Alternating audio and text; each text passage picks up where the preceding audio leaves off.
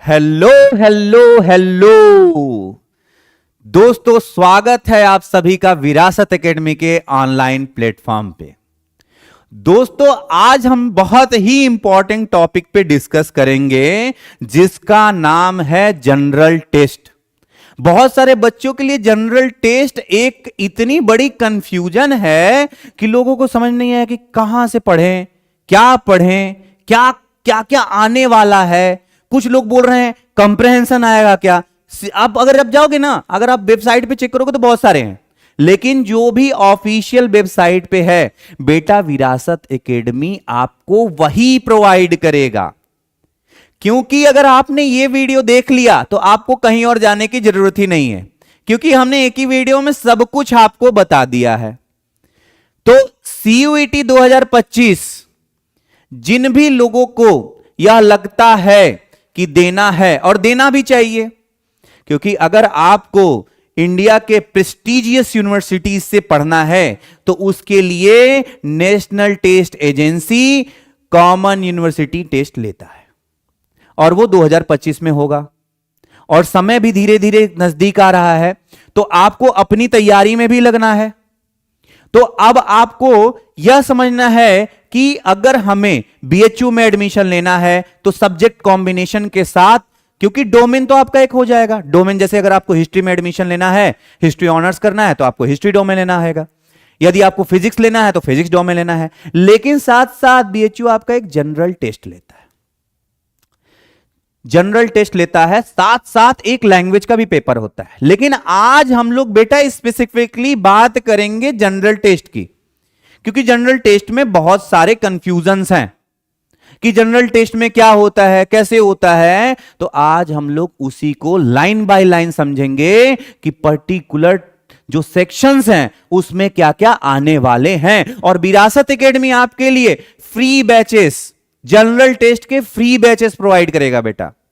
आपको वहां पे पीवाईक्यू सेक्शन के साथ साथ प्रैक्टिस सेक्शन भी मिलने वाले हैं। ठीक है, तो चलिए अब हम अपने आज के सेशन को आगे बढ़ाते हैं। सबसे पहले जो सीयूईटी जिसको जनरल टेस्ट या फिर हम लोग जीटी बोलते हैं, उसके सिलेबस को देखते हैं कि बेटा सिलेबस में आता क्या है। बहुत सारे वेबसाइट्स पे, बहुत सारे चैनल्स पे आप जो जाएंगे तो बहुत सारी बातें हैं, लेकिन विरासत एकेडमी अगर आप आएंगे तो आपको वही मिलेगा जो मेन है, जो इंपॉर्टेंट है, जो एनालिसिस किया हुआ है, जो पीवाईक्यू में है, जो पिछले साल है और 2022 में था, 2023 में था, जो 2024 में था और जो 2025 में आएगा। तो चलिए सबसे पहले देखते हैं क्या क्या आने वाला है। सबसे पहले एग्जाम के पैटर्न को देख लेते हैं बेटा। एग्जाम के पैटर्न को देख लेते हैं। तो एग्जाम का पैटर्न क्या है बेटा, अगर सबसे बेस्ट कॉम्बिनेशन क्या होता है, जनरल टेस्ट को छोड़ दीजिए, सबसे बेस्ट कॉम्बिनेशन क्या होता है, तो पहला लैंग्वेज, हम लोग हिंदी में भाषा कहते हैं। दूसरा आपका डोमेन, डोमेन का मतलब अगर आप हिस्ट्री ले रहे हो तो क्लास 12 की हिस्ट्री, अगर आप एंथ्रोपोलॉजी ले रहे हो तो एंथ्रोपोलॉजी, यदि आप फिजिक्स ले रहे हो तो फिजिक्स, मैथ ले रहे हो तो मैथ। तो इसी को हम लोग क्या कहते हैं, डोमेन।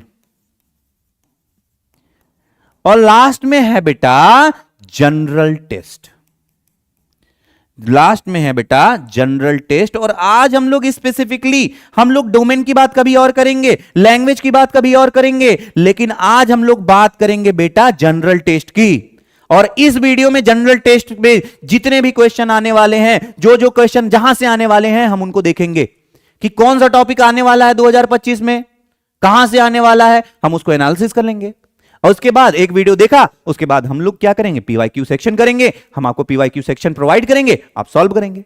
चलिए, तो बोल रहा है कि जो एग्जाम है consist of 60 multiple choice question, मतलब कि जो जनरल टेस्ट होता है बेटा उसमें 60 एमसीक्यूज आते हैं। कितने एमसीक्यूज आते हैं, 60 एमसीक्यूज आते हैं। But you have to be attempt within 60 minutes.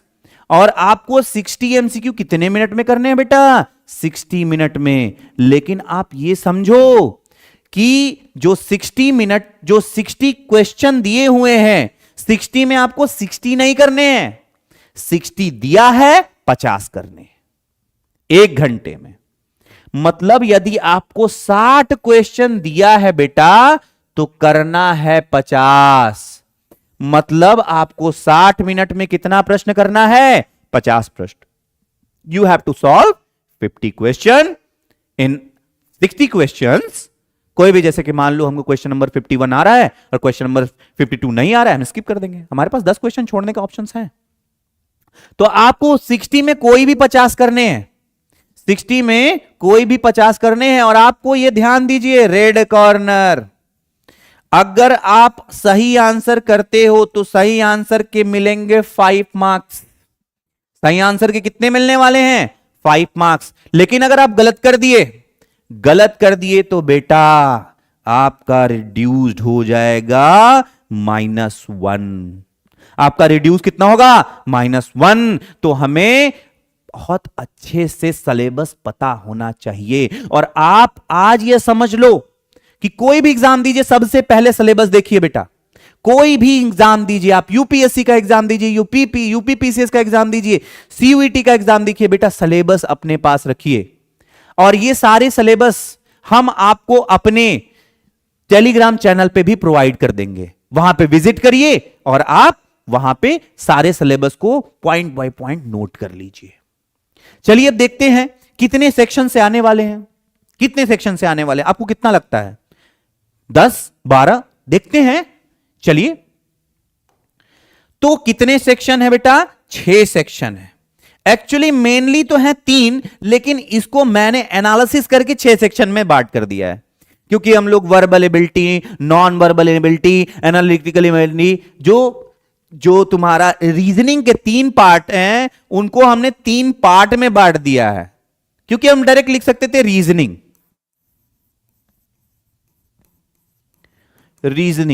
लेकिन बेटा वर्बल, फिर नॉन वर्बल, फिर बेटा एनालिटिकल। अब ऐसे समझने में हमें थोड़ा सा प्रॉब्लम होता है कि सर वर्बल कहां से आएगा, वर्बल में क्या आएगा? वर्बल में तो बहुत सारे हैं। नॉन वर्बल में कहां से आएगा? बहुत सारे हैं। एनालिटिकल में कहां से आएगा? बहुत सारे। लेकिन बेटा आपको परेशान होने की जरूरत ही नहीं है, हम हैं ना आपके लिए। आप यहां पे देखिए, सबसे पहले क्वांट का मतलब मैथमेटिक्स, क्वांट का मतलब मैथमेटिक्स। तो सबसे पहले बेटा हम यह समझेंगे कि न्यूमेरिकल एबिलिटी, जिसको हम लोग बात करते हैं क्वांट, ठीक है।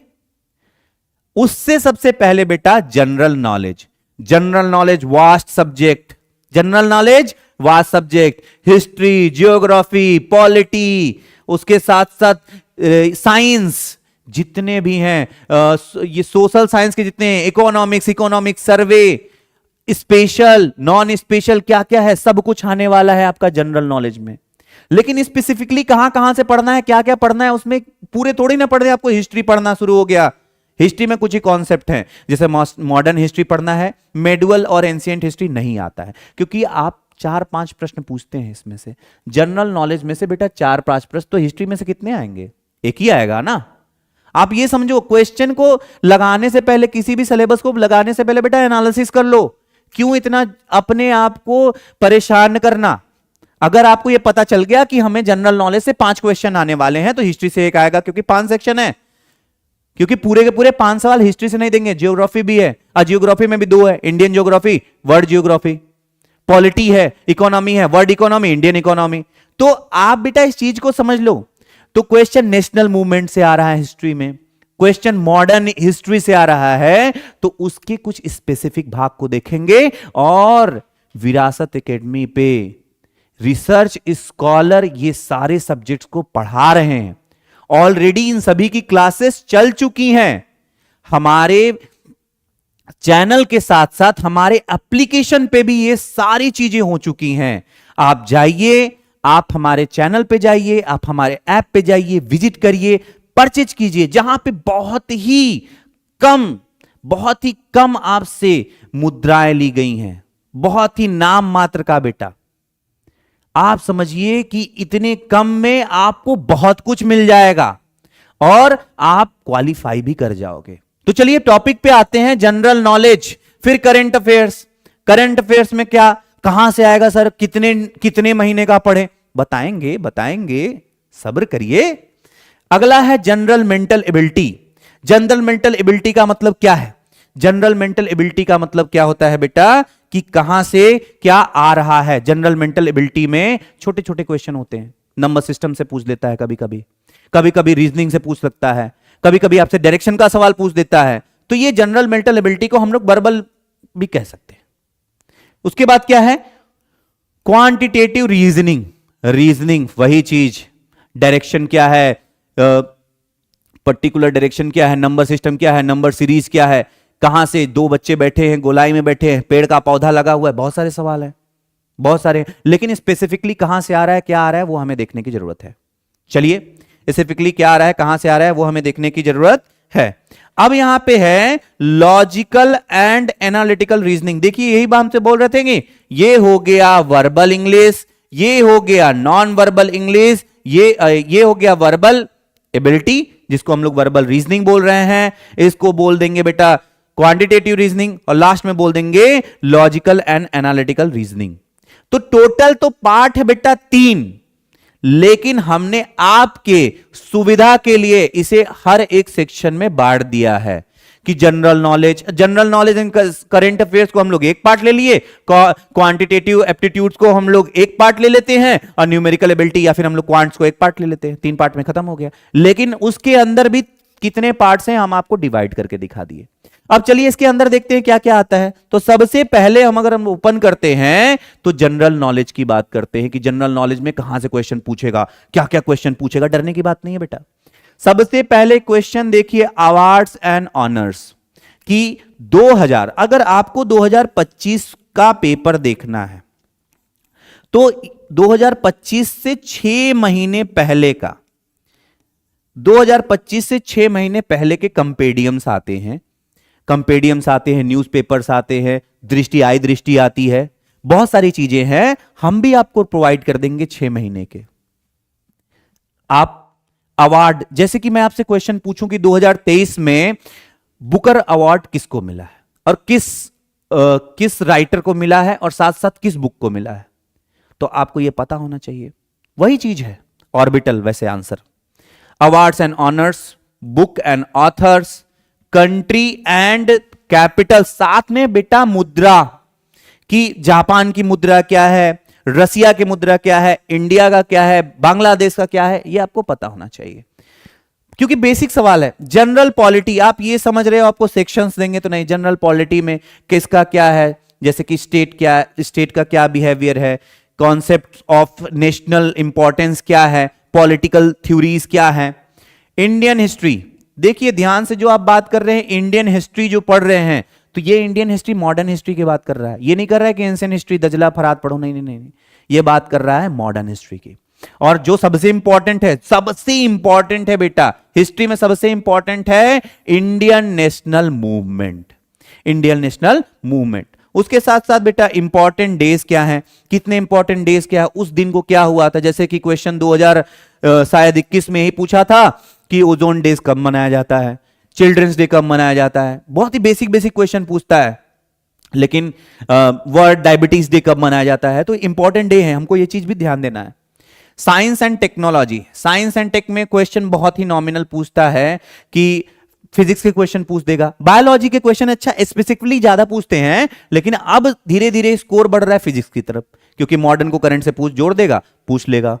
तो साइंस और टेक में क्या पूछेगा कि नोबेल प्राइज किसको मिला है, फिजिक्स का नोबेल प्राइज किसको मिला है, केमिस्ट्री का नोबेल प्राइज किसको मिला है, बायोलॉजी का नोबेल प्राइज किसको मिला है। तो ये साइंस एंड टेक के क्वेश्चन यहां से आएंगे। Science inventions and the discoveries, sports etcetera, मतलब साइंस में क्या क्या इन्वेंशन हुए हैं, इंडिया ने अभी क्या भेजा है, क्या क्या हुआ है, नासा का कब हुआ था स्थापना, इसरो का कब स्थापना हुआ था, जब JPL जिसको जेट प्रोफेशनल लेबोरेटरी बोलते हैं वो कब बना था, इंडिया अभी स्पेस में कब से काम कर रहा है, क्या काम कर रहा है। तो साइंस एंड इनोवेशंस में वो डिस्कवरीज बेटा कि साइंस में क्या क्या डिस्कवरी हो गई है। और स्पोर्ट्स कि 2024 में सबसे अधिक रन बनाने वाला क्रिकेटर कौन है।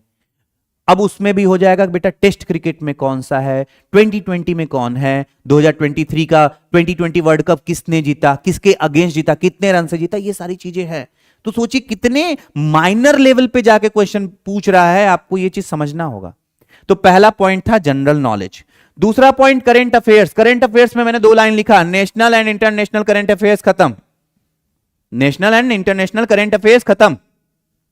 अब ऐसा नहीं है कि नेशनल एंड इंटरनेशनल में सारे पढ़ने हैं, नहीं, आपको इकोनॉमिक्स पढ़ने हैं, इकोनॉमिक सर्वे जितने आए हुए हैं वो पढ़ने हैं, आपको इंटरनेशनल रिलेशंस पढ़ने हैं कि भारत का रसिया के साथ क्या रिलेशन है, यूक्रेन और रसिया में जो युद्ध चल रहा है उसका इंपैक्ट क्या है। अब इस पे थोड़ी ना आपको लिखना है, नहीं, 1 लाइन के कंपेडियम्स आते हैं, आप वहां पे जाओगे वहां पे मिल जाएगा।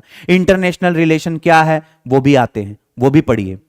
इसके बाद क्या आ रहा है, इसके बाद general mental ability. General mental ability जिसको हम लोग बोलते हैं verbal reasoning, general mental ability को जिसको हम लोग बोलते हैं verbal English, sorry verbal reasoning. अब वर्बल इंग्लिश में क्या क्या आता है बेटा, ध्यान से देखिए, एनोलॉजी है, ब्लड रिलेशन है, क्लासिफिकेशन है, कोडिंग है, डिकोडिंग है, डायरेक्शनल टेस्ट है, जैसे कि north direction, south direction, east direction, west direction. अब कौन सा डायरेक्शन है, अब ऐसे तो फंस गए ना डायरेक्शन में, लेकिन डायरेक्शन में नहीं फंसना है, मैं आपको बताऊंगा इसमें भी बहुत सारे नहीं आने वाले हैं। तो आप ये बोलोगे ना सर इतने सारे हैं मैं कैसे पढ़ूं, है ना हम। Judgement and reasoning, letter and symbols, series, logical and analytical reasoning, mirror and water images, जैसे कि पूछ देगा कि यहां पे ऐसे बना है तो यहां पे वाटर इमेजेस का क्या होगा, आपको यह समझना होगा। नॉन वर्बल सीरीज में स्टेटमेंट है, आर्गुमेंट है, स्टेटमेंट एंड कैलकुलेट, यहां पे क्या है, कॉन्सलेशंस है। अब क्वेश्चन ज्यादा कहां से पूछता है, रेड कलर में देख लो, रेड कलर में मैं मार दे रहा हूं क्वेश्चन। क्वेश्चन पूछता है बेटा ब्लड रिलेशन से, क्वेश्चन पूछता है कोडिंग एंड डिकोडिंग से, क्वेश्चन पूछता है डायरेक्शन टेस्ट से, क्वेश्चन पूछता है आपका ये मिरर एंड वाटर इमेज से। एक क्वेश्चन है पक्का बनने वाला है।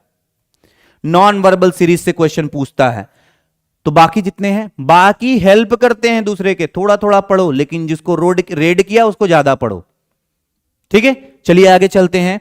जनरल टेस्ट के बाद न्यूमेरिकल एबिलिटी। न्यूमेरिकल एबिलिटी में क्वेश्चन कहां से आएंगे सर, कहां से आएंगे न्यूमेरिकल एबिलिटी में क्वेश्चन, तो बेटा 6th टू लेके 10th तक के जितने भी मैथ के सेक्शन हैं, 6th टू लेके 10th तक के जितने भी मैथ के सेक्शन है, जिसको हम लोग बोलते हैं बेसिक मैथ, जिसको हम लोग बोलते हैं basic math as well as adv advance math, जिसको हम लोग बेसिक के साथ साथ एडवांस मैथ में बोलते हैं, जैसे नंबर सिस्टम हो गया, अलजेब्रा हो गया, एप्लीकेशंस ऑफ मैथमेटिक्स हो गया, बोट एंड स्ट्रीम्स हो गया, ज्योमेट्री आएगा, LCM HCM, mensuration, 2D and 3D mensuration, like circle का क्या होगा, क्यूब क्या होगा, सिलेंडर का क्या होगा फॉर्मूला, यदि रोम्बस दिया हो तो उस पर पर्टिकुलर पूछ लेगा एंगल क्या होता है।